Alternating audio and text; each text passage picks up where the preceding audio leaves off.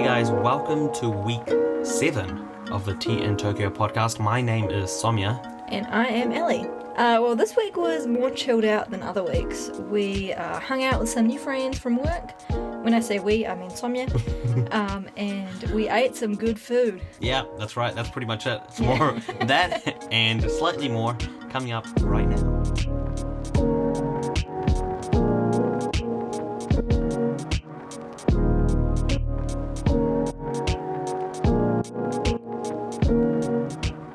Okay, well, we've officially been working for 1 month.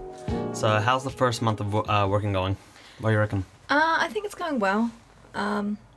Yeah, it's been pretty enjoyable. We've been getting quite a lot of bookings. We were pretty worried because we were told that new instructors only get 60% of their classes actually booked by students. But we've been getting a solid 80 to 90% booked, eh? No, you have. So we've discovered that it still pays to be a white woman in this world, unfortunately. Hey. Yeah, Ellie's bookings are ridiculous. No. I've spoken to other people who work there, who have been working there for a much longer time, and they're completely shocked at how many bookings Ellie is getting. Yeah, but I spoke to my manager, and she said, I was like, man, is it because I'm a white female? And she said that it probably has maybe 10% of the reason of my bookings.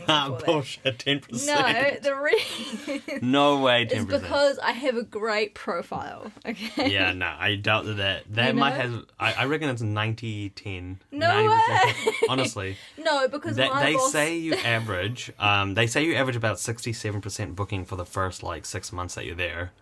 Last month I averaged 70, so slightly more. Yeah, see, so it was you too. No, but I've been talking to people and they're like, yeah, you'll get about 70%, and then eventually after 5 months you can expect 85, and then after 7-8 months then it's 90 something percent booking rate. You got in your first month you got 80, and now you're on 95? No, I think it was 87 when I last checked. Yeah. No, but the thing is, right, my boss said that even compared to, there's quite a lot of, white women at my work. And she said even compared to them when they first started and even them currently, I'm getting a weird amount of bookings. Who knows why? Obviously, the interests that I've listed, the combination of my hobbies and, my experience appeals to Japanese students. Or it could just be because you're whiter than all of them.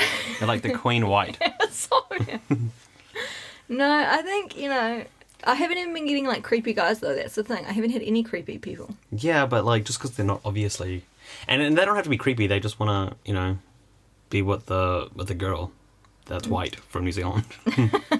Yeah, lots of them book me because I'm from New Zealand. I've had to learn a lot about rugby and sailing because people in Japan thinks that, everyone in New Zealand knows about rugby and sailing. Yeah, I haven't had too many of those, but my biggest problem has been people ask me what kind of food do you eat in New Zealand? What? Because I always talk about miso and ramen and sushi.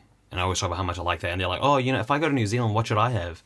Fish and chips. That's what I always say. I'm like, man, we're so uncultured. Oh, no. Do you know what I've been recommending Christ. Japanese students to try is teriyaki chicken sushi. True. Yeah, I'm actually, always yeah, that's right. I could say that too. Yeah, because turns out, by the way, if you're not from New Zealand or Australia, teriyaki chicken sushi is not a thing in the rest of the world. We didn't realise that was NZ Oz specific, food. Chicken sushi is the most popular type of sushi. And we mean cooked chicken. Yeah. Not raw chicken, but Although I was shocked. Wait, is onigiri the same thing as sushi? Onigiri is rice ball. Oh yeah, because someone at my work went to Family Mart and they bought a chicken onigiri.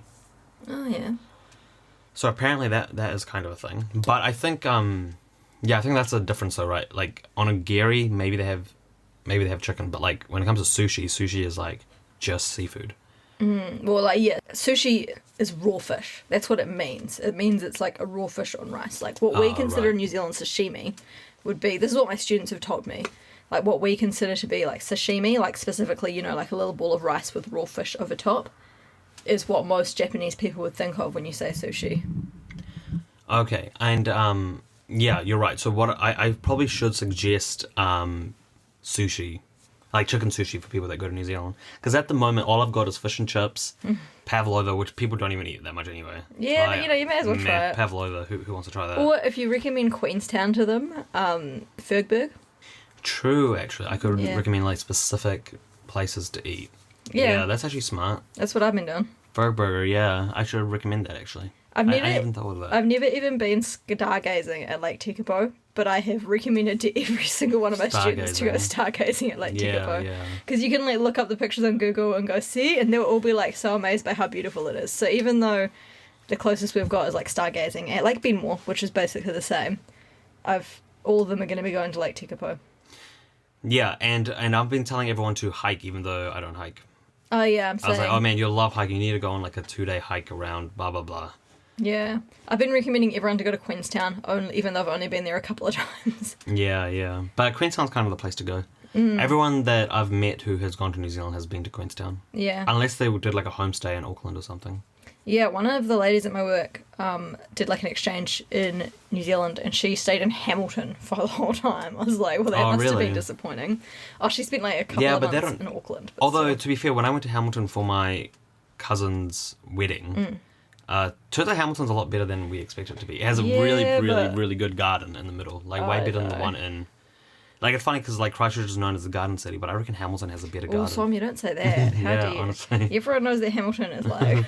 Yeah, I thought it was a crap Not to insult any Hamiltonians, but I'm sure you guys are aware of the memes if you are from Hamilton, right? Yeah. But one thing I noticed is that people in Hamilton have like, really big yards. Yeah, but that's just maybe because you were staying with really rich people. Yeah, true. But you can see it from, like, the plane as well, like, when you're flying overhead. Big yards with, like, a swimming pool and stuff, whereas you don't really see that in Christchurch. I reckon it's because it's still like a city, right? But because it's not as highly populated, there's more space for big yards. Yeah, that's true, yeah. And also, I've just thought of another reason why, of the benefit of you being white. Oh my god! Is the fact that you're getting a lot more blue bookings as well. Yeah. So at our work, we have like 2 different types of bookings. One is where you just get selected randomly, and then the other, which we call blue bookings, are ones where the person selects you specifically. And Alec has had so many blue bookings. Like, when I told someone about the amount of blue bookings you had, they were like, what the hell? That's insane. And didn't you say there was someone at your work who said that? Yeah, to be fair, I get a lot of blue bookings. I had someone, like, so you're in, like, cubicles in your work, right, with no actual door, and your computer is like someone walking past could see your computer screen, and one of the other tutors like walked past while I was looking at like my bookings for the month, and then they like did like a double take and like backtracked and were like, what the hell is this? Yeah, honestly, you're so popular in Japan, what the hell? Yeah, a nicely confidence booster. Sometimes you just need that in life. Yeah, it turns out you really needed Japan. Although I think the big problem with that is like people are booking me personally, like they're choosing me based on my profile. And then it's like they've got these expectations about what the lesson will be like, and then I'm just like a disappointment. Yeah, for sure. I really, really feel that when it comes to the fact that I've put in cancer biology, and they all want to talk about biology. And I feel like, I can never go fully in depth like I want to with them. And then they just kind of leave disappointed because I don't talk about it enough. Also, the other problem is that my thesis was on head and neck cancer, and there's a word that I've never been able to pronounce. Like, what the hell do you call your throat again? Like, what's the proper term for your throat? Like, I don't know. It starts with P, like PHY for like oro for like you know what word? I don't know what word you're talking about. Right, I didn't do biology. Let me quickly search up this word. Yeah, that thing. How do you pronounce this word? Oropharyngeal. I have never been able to pronounce that word, and I'm so embarrassed just to even say it out loud that I never bring it up. I know, but it's so important for that type of cancer. Like, that is what the cancer is. Oropharyngeal. If you pronounce it wrong, just go, yep, that's a New Zealand accent right there. Ha ha. Yeah, true, I could do that. I reckon I'm getting lots of blue booking now, but as they learn that I kind of suck and they're disappointed by me, I'll get, less blue bookings, because it's like, I'm the exciting new tutor, but, the longer I'm there, the less exciting it will be that I'm there. Yeah, maybe. Although, having that kind of booking rate is unheard of, so I'm sure you'll be okay. But yeah, I actually had a student tell me, oh, hey, I hadn't seen your name before, so I booked you because, you're new, blah, blah. So, yeah, I'm sure there are a couple of bookings that we're getting just because we're new. Although my boss, like my manager, she pointed out, she was like, if you can avoid it, don't tell people you're new, because then they tend to be like subconsciously harsher if they evaluate you, because they like are aware that you're new and that you're less experienced, and so they're more likely to sort of be like, oh, actually they did this and this that I didn't like. True, yeah. So like it can affect like how they rate you at the end. Yeah, actually, like when you first told me that, I thought that was dumb, because saying you're new is like good, because it gives you a lot to talk about with the student. And yeah, they love gets you all recommending interested. places. But yeah, actually, when you say it that way, that makes sense. Actually, they'll think you're inexperienced. Maybe we could lie and say, "Oh, I'm new," but like new as in I've been here for a year. Oh no, I always say like I'm new to and I'm new to Japan, but before that, you know, I was teaching. Oh yeah, true. But I mean, even then, I think it doesn't matter if, because like they're still going to be like, oh, they're new to. Oh, you're going to have to cut out where I said the name of our work. Oh, okay. So I'm new. Ignore that. I'll start again. So I'm new to teaching in Japan, and I'm new to Japan in general. But like I've got experience teaching outside of that. But like regardless, I don't think it matters, because they still see us as new to the company. Yeah. So yeah, it's like unavoidable. Yeah, you probably don't have to hide it that much, eh? Yeah, I mean, I don't, like, I often find they'll often say, how long have you been in Japan? And that's when I'm like, oh, since December. And they're like, wait a second. Yeah, but that doesn't affect your teaching, I guess, right? Although they might think, oh man, this person doesn't know how to deal with Japanese people. Yeah, I think, I mean, I don't know. It's like, I've not heard, neither of us have had bad, like, ratings or evaluations from our students yet. But we've both had, like, real, like, a mediocre one each. And mine was definitely, I think, a part of it was due to the person knowing I was new. Because, like, the evaluation was, like, super positive. Like, the comment they left was positive. And then there was, like, one bad thing they didn't like about it. And I think it was kind of tied to the fact that they knew that I was new. Yeah, you can see the rating that they give you, so it's out of 5. Well, you can't but see you can't see the who comment. gave it to you. Yeah, you can't see who, and you can't see the comment either, which I think is bad, because like I got a 3 rating yesterday, and you're like, oh man, what the hell? Why am I so average? But then you can't see the comment, so it's like you don't even know why you're average. But you can go. I went and asked my manager what my 3 was for, and that's why it was annoying, because like it was one of those things where like the comment they left was so positive, and then like they left like 10 different positive parts of my lesson in the comment, and then they had one thing that they didn't like, and they basically like took my rating down from being a 5 to a 3 because of that, which like does actually affect your overall rating quite a bit, like a 3 does. Yeah, it does, yeah. Because they say that you have to, like, they want you to have a rating that's average with everybody else's rating, right? So if it's below that average rating, then they're kind of like, man, what's going on? But still, like, we need to learn that, like, 3 still isn't bad. I know. You know what this made me really realize, though, is, like, part of the reason why you might get different ratings is because students learn in different ways. So you have to, like, change your teaching method. Yeah. And it's made me realize, man, like, maybe the traditional ways that we have of teaching, like, in general, are actually kind of crap. Oh, yeah, obviously. Like, teaching, like, 30 kids in a class, and it's like... Obviously! You know, honestly. Man, Saumya, this is not some new revelation. This is something everyone knows. I know, but this is... I already knew that, but this has really put it into perspective for me, because like, the difference between... I'll have a student at 12, and then my student at 12:45, it's completely different, the way you teach. Well, like, the one that I got, not a bad rating, but an average rating for. I knew it was going to be him because in his his profile it specified he wanted really strict notes. He wanted them to be really long. He wanted them to be fully color coded. He wanted them to be super clear, which like I tried my hardest to do, but I could tell that he wasn't happy. Like I used like 4 different colors, and in the comment he said that I didn't use enough color coding. It's like, how many more colors are there? Yeah, exactly right. And then I had a student where he was like a higher level student, so I expected him to understand this thing, and he just didn't understand it. And I spent so long, what I said to him was, can I give you my pen? And he understood every single word in that sentence, but he just didn't understand what the hell I was saying. And then 20 minutes later, I said, hey, can you give me your pen?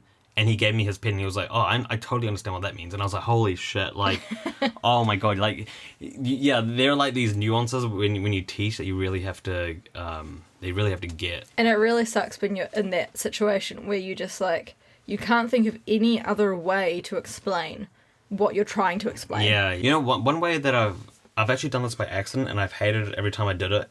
But like, I will go to Google, right, to type in the word, because I'll be like, okay, you know, I'm having trouble explaining this, so let me just look up a picture. And you can look at the picture or whatever. But the thing about Google in Japan is obviously it defaults to Japanese. So when I type it in, it says it in Japanese, and then they read it in Japanese, and they understand. But then I feel really bad because I'm like, oh man, like, you know, you didn't come to a class just to learn something. Like, you could have just Googled this yourself. Yeah, although so I quickly like get out of it, even though it's actually probably a good thing. Like, you know, that's probably not a bad thing. But the Japanese translation isn't always exactly right either. Yeah, that's true. Like, to be fair, I've done that before with like when you're trying and you just can't get the word like across. Like, for example, like sarcasm. Yeah. Like, Japan has sarcasm. Like, they don't not understand sarcastic humour, but it's not nowhere near the same extent as what like British or New Zealanders understand sarcasm to be. Yeah. Like, it kind of wouldn't be. Like, it's like the way that we use sarcasm is, like, just rude. And I was trying to, like, you know, you try to understand sarcasm, and I had a student trying to teach them it. Like, they were a lower level as well. And in the end, I just had to do the translation, and I knew it wasn't quite right. But, like, from that, I think everything else I've said sort of, like, you know, the pieces went into place, and they understood it more. Yeah, they understood it enough. That's all right. Yeah. That's all you need, especially for what we're doing, which is just conversation. Like, as long as I get it in a conversation. Like, you don't have to learn the definition exactly. But, yeah, but so teaching has been pretty good. I think, like, I would recommend that if anyone moves to Japan, or anywhere in the world, actually, teaching is probably a really good way to get, like, integrated into, like, the society and stuff, because what we found is that the big benefit is that they give you recommendations. Yeah, they love giving you recommendations, and they also love giving comparisons. So, like, if you're explaining a concept and they'll go, oh, in Japan we do it this way. Yeah, So you like learn so much learning. about Japan just from that. And, like, yeah, you can say, like, oh, hey, I like ramen. Where's a good ramen place? Oh, hey, I like snowboarding. And, yeah, I've actually, like, we have a Discord where we write down everything that that we want to do in Japan. And I've got so many good ideas just from clients so far. Yeah. So that's been really good. But apart from that, this week has sort of just been a week of eating for us. Yeah. Especially for me. Yeah, I've got a thing where this year I've decided that every day I'm gonna try to do something new. So I've got like a diary and I'm just writing down like something new I do every day. And this week, every new thing has just been eating something different. Ali, you don't really do the whole. You don't need to plan out your life in that way, do you? In terms of like. Yeah, like for me, like if I don't write something down like that, like I will never do anything new. I mean, I can understand it, but I'm like, me and some of you are different in that I'm kind of content to just sort of like coast through life. Like, I'm pretty happy at being. Hey, calling me a coaster sounds right. True. Yeah, as in, like, I'm very happy to just like kind of let life take me where it will. Like, if I have a day where I'm like doing nothing, I'm pretty happy to do nothing. But if I have a day where I'm super busy, I'm also very happy to be busy because it's all good. But also that works for you because you're the type of person where you'll do what you have to do when it needs to be done. Whereas me, I'm the type of person where, like, if I don't plan something, like if I don't have it written down, if I don't have it all planned out, I'm not doing it. Yeah. Like, I need to plan out everything.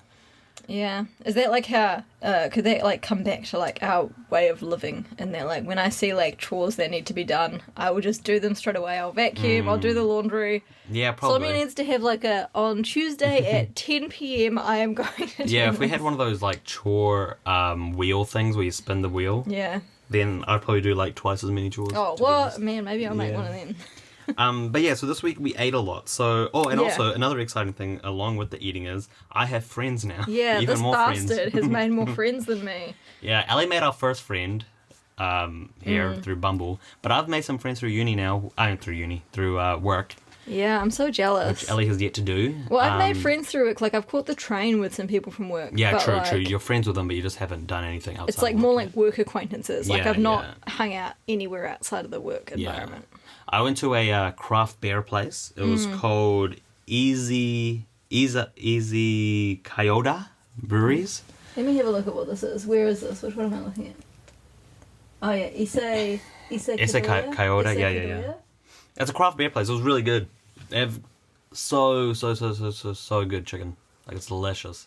This guy, And, right, made a deal with me. He said he was only going to have one drink, because we're poor, right? Like, we haven't been paid yet, because you get paid at, like, the end of the following month. So our first paycheck is still to come. Yeah, right? the first paycheck was February 25th, and we moved here in December 19th. So we're not, like, poor, but we're definitely, like, our fun budget is, like, running a bit low. Yeah. And so when somebody said he was going out for drinks, I was like, sweet, have fun, but just keep in mind, we're poor. And he was like, I'm just going to have one. And I made a deal that however much he spent on drinks this night, I got to spend on getting my nails done. And guess who had more than one drink and came home at like Yeah. 12:30? The thing is, like, I thought for sure I was going to have one drink because the guy that I was hanging out with, he said he only wanted one. And also, I thought that he had kids. So, like, of course he's only going to have one, then he has to go home to his kids. But then, after the first one, he kept looking at his watch as well. So I thought for sure he was going to leave. Yeah, so I was he like, was okay. sitting there like, oh my god, hurry up. Yeah, so I was like, okay, cool. Like, one drink, we're gone. And then he's like, oh, do you want another one? And I was like, what the hell? And I was like, hey, wait a minute, don't you have kids? And he's like, no, I don't have any kids. Why'd you think that? And I was like, I don't, actually, the only reason I thought that is because he's married and he's older. Yeah. But turns out he doesn't have kids and he was super keen to hang out, so I was like, okay, sweet. But anyway, yeah, so the craft beer place was great. Yeah. But I did spend more than I was expecting there. He only had a few beers and he was like, this is how we know we're getting old, right? Is that when he got home, I was like in bed and he was like standing at the doorway, like swaying, like telling me a story and literally moving like a whole meter each way. But to, like, in my defense, is that number one, it was craft beer. So craft beers are very expensive. So that's why they were more expensive than I was expecting because they were all craft beers. Yeah. And then also, they're not normal beers that are like 4 or 5%. These are craft beers that are like 6.5%, 7%. So Yeah, still, man. But anyway, yeah, so I went to that place. That's a really good like franchise craft beer place. That was good, and I want to go back. And then I also went another day to a pizza place called Devil Craft Deep Dish Pizza. So it's like Chicago-based deep dish pizza. This was my first time ever having deep dish pizza. Yeah. And damn, it was good. And this was a different group of work friends, by the way. People. Yeah, these are even more This friends. guy over here with all his friends. Yeah, man, that was so good. Like, we need to have deep dish. And they had like a vegetarian one as well, so you could have one there. I'll have to go one time. Yeah. Like, I definitely want to go to Chicago now just to have like even more. Yeah. But yeah, that was great. And then like one really special place that we went to was Tea's restaurant. Yeah, so the girl who we've mentioned in the past, like one of our friends in Japan, she knows I'm vegetarian, and she messaged and she was like, hey, I've been craving lasagna from this place that I got. It's like, I think it's basically like someone who like used to go to her university opened it, so the university is always like promoting because they're like super happy to have like a successful entrepreneur. And so she was like, I've been craving this pizza, let's go. Not pizza, lasagna, let's go. And I was like, sweet, we'll do it. It's like a vegan place. And they've got like, so the restaurant is called Tea's Restaurant, right? But if you look it up on maps, in case you ever decide to go, it comes up on maps as Tokyo Teas or Tea's Tokyo or something. Oh, yeah. And it has nothing to do with tea, like the drink, like this podcast. Oh, tea. yeah, sorry, as in tea, the letter T. Like, yeah. apostrophe S, Tea's Restaurant. And it was amazing. They have like a branch of like ramen chains called Tea's Tantans, which is like a type of ramen. Oh, yeah. But we went to the actual restaurant and like, boy, it was good. It wasn't overpriced. What did you have? I got tonkatsu ramen. Oh, Tonkatsu is normally like is it pork or beef? It's like a meat ramen, but this was like You wanted tonkatsu. mushroom. Yeah, it was like tonkatsu flavored, so vegan version of that. And I had the we- lasagna, and damn, that was good. Yeah, Saumya Turns out loved she it, was wasn't totally right. That was the best, that was one of the best lasagnas I've ever had, to be honest. Yeah. And it was all vegan, so it was like fake cheese and everything. We also got we shared some dumplings with like fake meat. Oh, yeah, that's right. Which yeah. were pretty good. Saumya doesn't normally like vegetarian dumplings because he likes the meaty texture. No, I think it's not the texture, it's just the flavour. Although it is a texture as well, actually. But yeah, you're right. Vegetarian dumplings are usually, like, I'm not a big fan. Because normally they don't have any meat substitute, right? They're normally like vegetables. But this one was really, really good. I'm always, like, wary of going to vegan restaurants or vegetarian restaurants just because, I mean, they do put a lot of effort in their food, but I'm not really that into it. But, man, going to this place, I was like, if vegan food is always like that, I would be vegan right now. Like, 100%. It was really good. Was and they really had good. some, like, really good cocktails there. Like, it was really affordable. Like, everything was about maybe, like, $500 to 800 yen. I think there was like main meals that were like, you could get like big burgers and stuff that were like 1,200 yen or something. Yeah, But still, yeah. like that's very cheap. Yeah, for Right. sure. But yeah, so this was amazing. It was really yum. We were both very happy. Except like the problem that I always have with vegetarian dishes at restaurants is they always put heaps of mushrooms in them. And I like mushrooms, but this was just like too much. And also, we're not really used to that type of like we're used to our Yeah. boring little Like white button mushrooms. white button mushrooms. Like we need to venture more into the mushroom world. This was like, I can't even, like, how do I describe it? Like, the mushrooms had really long, thin white stems and then tiny little caps on top. Like, Oh, whatever yeah. that type of Yeah. mushroom is. And it was a whole pile of them all, like, they were connected at the base. And there was, like, no knife, obviously, because it was ramen. So I had to eat it all at once. And I took a bite into it, and the Right. texture was just, like, really gross. And I was kind of like, the whole ramen was really good. Just eating these noodles, these mushrooms was a bad decision for me. Like it was too like it was like too squishy. It was like plastic kind of thing. Yeah, no, it was like, it was almost tasted like, I don't know, like the texture was like biting into tentacles or something. I don't know, like it right, was like, yeah.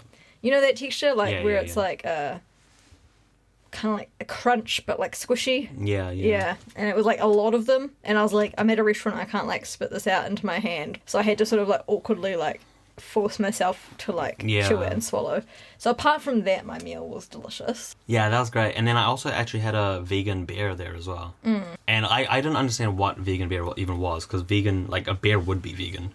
But you're saying that in the process of making beer, there is parts that I might not think- be vegan. I believe I heard about this at like work ages ago, like my old job. Like the refining process for wine is not vegan.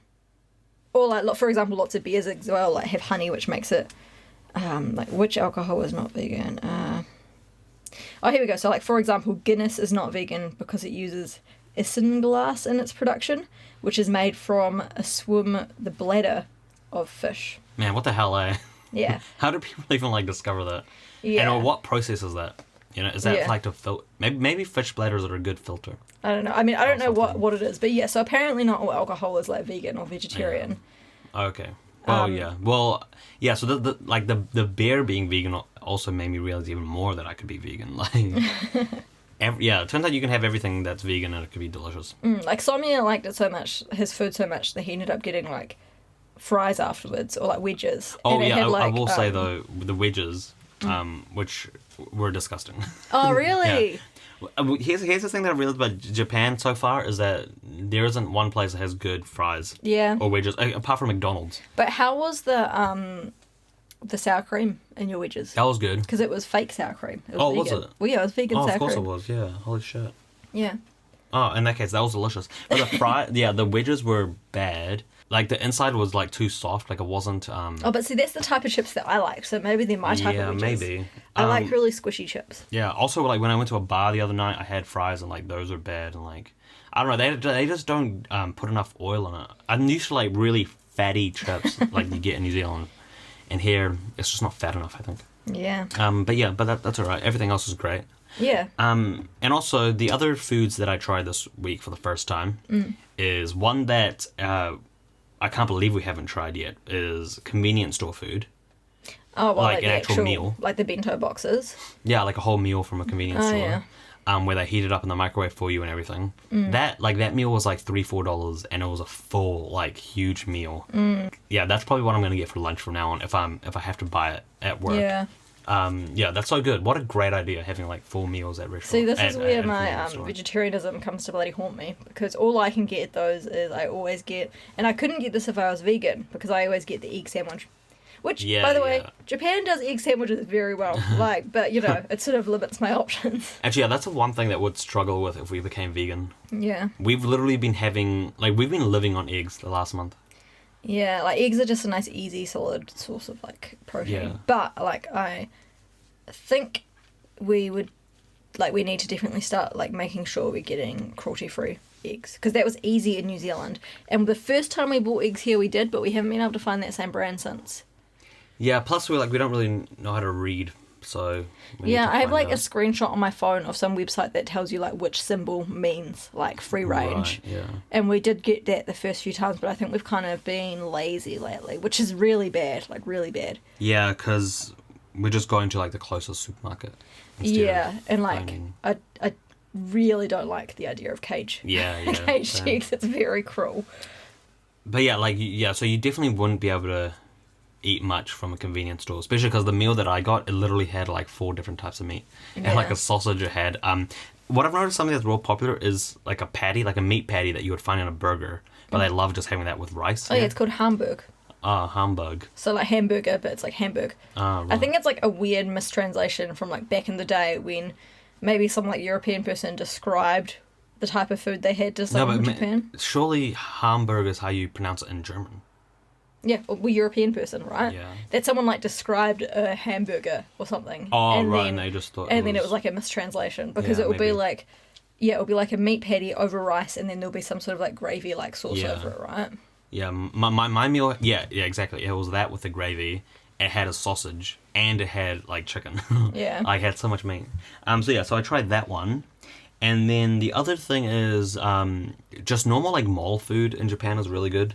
The mall underneath my work has so many different choices. Oh, nice. And one thing I saw was they had a happy hour for ramen. How good is that? Oh, cool. Happy hour for beer, except it was for 3 hours, a ramen was 100 yen off or something. Nice. And that was awesome. What a great idea.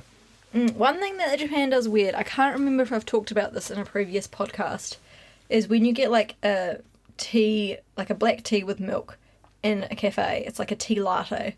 So they'll put a tiny bit of milk, your tea bag, and then they'll froth up. Sorry, a tiny bit of water, your tea bag, and then they'll froth up a lot of milk in it. Yeah, they like the frothy milk. Even And it in will be teas. sweet as well, but I can't. I haven't seen them putting sugar in, so I don't know what's making it sweet. But so I've kind of just accepted if I get a tea at a cafe, that's what I'm getting. Yeah, I liked it the first time, but I definitely can't have too much of that. It's way too sweet. It's too. Yeah. Yeah. It's I too only get it fattening. if I'm feels like working- you're having a milkshake, but. Yeah, if I'm working a really long shift and I really need a cup of tea, then I might get it. But Yeah. that's only after I've been I've taught 8 classes and I still have a bunch to go. True. I'm working on befriending the lady at the cafe. Well, not the lady, it's a girl Oh yeah. at the cafe near me. Oh, She good. knows my order now. When she saw me, she knows which one I get, which is nice. Good. We don't have a Japanese friend yet, so. I think she's too That'll- young to be African, but still. Yeah, we're young. Oh, When you go overseas, you can be whatever age you want. As long as we can be 18 or we could be 35. Everyone's the same. I don't know, I think my under eye old lady bags that I've started to develop would give me away. Well, you're gonna have to start putting on more makeup, I guess, for him. Hey. All right, and on that note, I think that's it. So, I hope you guys enjoyed us talking about food today. Yeah, so hopefully it wasn't too boring, but yeah. All right, guys. Well, thank you for listening to episode 7 of the Tea in Tokyo podcast. Remember, you can find this podcast on Spotify, Apple, Google Podcasts. Also, don't forget to follow us on social media if you want to follow along with our adventures in Japan. On Twitter, the handle is T, that's spelled TEA, in Tokyo. And on Instagram, it's T_in_Tokyo. Yep. All right, we'll see you guys next week. Bye. Bye!